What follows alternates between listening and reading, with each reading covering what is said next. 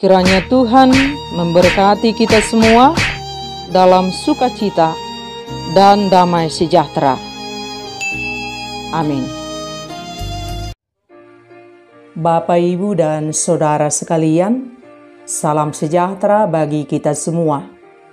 Firman Tuhan yang menjadi renungan bagi kita, Mazmur pasal 50, ayat 1 sampai dengan ayat yang ke-6, demikian firman Tuhan. Mazmur Asaf. Yang Maha Kuasa Tuhan Allah berfirman dan memanggil bumi dari terbitnya matahari sampai kepada terbenamnya. Dari Sion puncak keindahan Allah tampil bersinar. Allah kita datang dan tidak akan berdiam diri, di hadapannya api menjilat, sekelilingnya bertiup badai yang dahsyat. Ia berseru kepada langit di atas dan kepada bumi untuk mengadili umatnya. Bawalah kemari orang-orang yang kukasihi, yang mengikat perjanjian dengan aku berdasarkan korban sembelihan. Langit memberitakan keadilannya, sebab Allah sendirilah hakim. Selah. Demikian firman Tuhan. Bapak, Ibu, dan Saudara sekalian, kita semua adalah makhluk ciptaan Tuhan yang sejatinya harus bergantung sepenuhnya kepada Tuhan. Sebab darinya lah kita ada, kita hidup, kita kuat, kita bisa melakukan ini dan itu. Kita ada sampai hari ini bukan karena kuat kita, bukan karena hebat kita, tetapi karena Tuhan memberi kita hidup, semua karena Tuhan Sang Pencipta kita. Sejatinya, sebagai umat ciptaan Tuhan, kita semua terpanggil untuk mempersembahkan hidup kita seutuhnya kepada Tuhan. Bahwa hidup kita ini adalah hidup hanya untuk memuji dan memuliakan nama Tuhan. Hidup kita ini adalah persembahan kita untuk Tuhan Sang Pemilik kehidupan kita. Dan saat kita menyadari siapa diri kita dan siapa Tuhan dengan benar, maka kita akan tahu bagaimana kita menjalani hidup kita dengan benar. Saat kita kenal diri kita dengan benar, saat kita mengenal Tuhan dengan benar, maka kita akan memberi penyembahan yang benar kepada Tuhan. Saat kita mengenal Tuhan dengan sungguh-sungguh dan dari pengenalan yang benar atas Tuhan, kita mengasihi Tuhan dengan sungguh-sungguh dan kita menjadikan hidup kita menjadi persembahan yang hidup bagi Tuhan. Kita menjadi utuh di dalam Tuhan. Kita hanya ingin dekat dengan Tuhan dan hanya ingin menyenangkan hati Tuhan. Dan selama kita tidak mengenal diri kita dengan benar dan tidak mengenal Tuhan dengan benar, maka kita tidak akan pernah bisa memberi penyembahan yang benar kepada Tuhan. Dan firman ini adalah merupakan Mazmur Asaf yang berisi teguran atas ibadah yang keliru di hadapan Allah yang berkuasa atas langit dan bumi. Dan melalui Mazmur ini, kita akan melihat apa yang harus kita koreksi dalam ibadah kita kepada Allah, supaya ibadah kita menjadi ibadah yang berkenan kepada Allah. Dalam firman ini, pemazmur melukiskan kehadiran Allah di tengah-tengah umatnya. Allah dilihat sebagai hakim dalam kehidupan umatnya. Dengan kuasanya ia sanggup mengadili umatnya dengan seadil-adilnya. Dan Allah akan mengadili umatnya berdasarkan ikatan perjanjian yang ada antara Allah dengan umatnya. Hal yang diungkap oleh Allah dalam kemahakuasaannya adalah ia sanggup melihat manakah ibadah umat yang dilakukan dengan sungguh-sungguh atau hanya merupakan kesalehan yang menipu.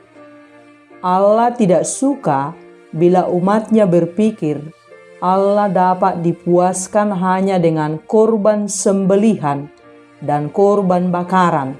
Sementara di balik itu semua, umat tetap hidup seenaknya, menolak teguran firman Tuhan, tidak berbeda dengan pencuri, pezina, dan bibir yang mengucapkan kata-kata yang jahat, serta banyak tipu daya. Bila ibadah hanya sekedar dimaknai ritual persembahan korban, maka Allah menegaskan itu tidak berguna. Allah adalah pemilik segala hewan yang mereka korbankan. Allah menentang ibadah yang demikian. Ibadah yang hanya dimaknai sebagai ritual, ibadah yang kehilangan kuasanya untuk mengubahkan kehidupan orang-orang yang melakukannya. Bahkan yang lebih menyedihkan adalah ketika diamnya Allah dipahami sebagai tanda bahwa ibadah yang demikian tidak jadi persoalan penting yang harus dibereskan, baik di hadapan Allah maupun orang-orang itu sendiri. Orang merasa sudah beres, sehat rohaninya dengan cukup hanya memberikan korban bakaran atau korban sembelihan, atau cukup dengan hanya datang ke gereja, memberikan persembahan, melayani di gereja, berdoa dan lain sebagainya, sementara di sisi lainnya ternyata hidupnya tetap jahat di mata Allah, dan Allah memandang serius ibadah yang demikian, dan ini ditunjukkan dengan pengadilan Allah yang akan mendatangkan hukuman bagi orang-orang yang demikian. Dan ini yang sangat penting selalu kita perhatikan, bahwa tiada lain yang Tuhan kehendaki selain dalam segala bentuk ibadah-ibadah kita, dan apapun itu, kita melakukannya dengan tulus dan sungguh-sungguh untuk memuliakan Tuhan. Baik ketika kita ada di gereja, ketika kita berada di tempat bekerja, di rumah, ketika bergaul dengan saudara seiman dan sesama yang lain, kehidupan kita bisa kita buktikan bahwa ada Tuhan yang kita muliakan dalam segala sesuatu. Panggilan hidup kita hanya untuk menyenangkan hati Tuhan. Apapun yang kita lakukan, semuanya hanya untuk kemuliaan nama Tuhan. Dalam firman Tuhan dikatakan, karena itu saudara-saudara, demi kemurahan Allah aku menasihatkan kamu, supaya kamu mempersembahkan tubuhmu sebagai persembahan yang hidup, yang kudus dan yang berkenan kepada Allah, itu adalah ibadahmu yang sejati. Hidup kita adalah ibadah kita kepada Tuhan. Pekerjaan kita adalah ibadah kita kepada Tuhan. Apapun yang kita lakukan tidak bisa kita pisahkan dari Tuhan, Sang Pemilik hidup kita. Ibadah kita adalah hubungan kita yang intim dengan Tuhan, yang membuat kita taat hanya untuk menyenangkan hati Tuhan. Semakin terang kita mengenal dan melihat kehadiran Tuhan, semakin hidup kita memancarkan terang kepada sesama. Semakin kita mengenal Tuhan, semakin kita menjaga kekudusan hidup kita. Selama kita tidak mengenal Tuhan dengan benar, maka ibadah kita tidak pernah benar di hadapan Tuhan. Kita menjadi membuat ibadah kita hanya semacam transaksional. Kita beri persembahan supaya Tuhan mendengar kita. Hubungan itu, jika tidak ada pengenalan, tidak akan ada kasih. Dan jika tidak ada kasih, tidak akan ada ketaatan. Dan cara terbaik untuk taat kepada Tuhan, mari kita kenali Tuhan setiap waktu, dan kita mengasihi Dia dengan sungguh-sungguh, dan kita menjadi taat kepadanya. Dan orang yang sungguh-sungguh mengasihi Tuhan akan memberi hidupnya seluruhnya hanya untuk menyenangkan hati Tuhan. Dan bagi kita semua pengikut Kristus, ini sangat penting kita perhatikan. Yesus datang ke dunia ini bukan supaya kita hanya sekedar punya agama. Yesus datang ke dunia ini supaya kita punya cara hidup yang berbeda dari cara dunia ini, yaitu cara dari Tuhan kita Yesus Kristus. Dengan kita membangun hubungan kita yang intim dengan Tuhan dan menjalani hidup kita seturut dengan caranya Tuhan, kita belajar dari Yesus. Tuhan tidak menginginkan kita menjadi sama dengan kelompok kaum agamawi yang sibuk hanya melaksanakan ritual agama tetapi tidak punya hubungan dengan Tuhan, tetapi merasa menjadi orang yang paling saleh tetapi tidak memanusiakan manusia. Dan Tuhan mau kita terhubung dengannya setiap waktu. Hati kita terpaut dengannya sepanjang hari kita, apapun yang sedang kita kerjakan, supaya kita tidak jatuh pada ritual agama yang membuat kita hanya sibuk beragama, tetapi tidak mencari Tuhan. Apakah artinya kita sibuk melakukan ritual agama, sibuk bergereja, sibuk melayani, tetapi kita jauh dari Tuhan? Kita tidak punya hubungan yang dekat dengan Tuhan. Dan sekalipun kita sibuk beragama, tetapi kita tidak punya Tuhan di dalam hati kita. Kita tidak ada bedanya dengan orang-orang dunia. Dalam firman Tuhan dikatakan, sebab aku menyukai kasih setia dan bukan korban sembelihan, dan menyukai pengenalan akan Allah lebih daripada korban-korban bakaran. Persembahan korbanmu, ritual agamamu tidak berguna jika Tuhan tidak ada di hatimu. Jika hidupmu tak berdampak, ibadahmu akan sia-sia jika tobatmu tidak kau tunjukkan dalam keseharianmu. Tanpa Tuhan, kita akan selalu jatuh ke dalam dosa dan pelanggaran. Untuk hal inilah kita butuh Tuhan 24 jam satu hari dalam kehidupan kita.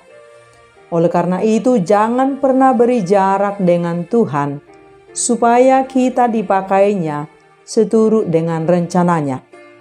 Jadi ibadah kita bukan hanya sekedar ritual tok yang diulang setiap minggu, tetapi tidak punya kuasa sebab kita tak punya hubungan dengan Tuhan, Sang Pemilik kuasa itu. Ibadah kepada Allah tidak terbatas di dalam ruang ibadah tok.